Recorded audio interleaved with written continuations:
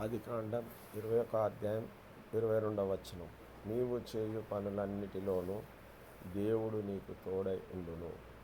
ఆదికాండం 21 అధ్యాయం 22 నీవు చేయు పనులన్నిటిలోనూ దేవుడు నీకు తోడై ఉండును.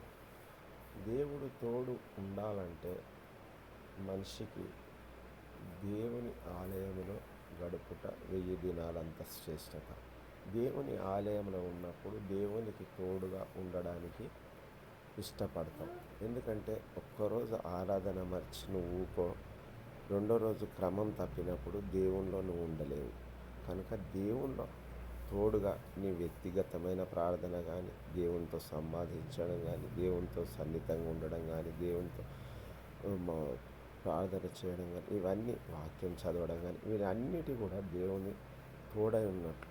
దేవునికి మనము పనులన్నిటిలో ఉంటే, దేవునికి ఆశ్రయంగా ఉంటే దేవుడిని తోడై ఉండును గాక. ఆమేన్.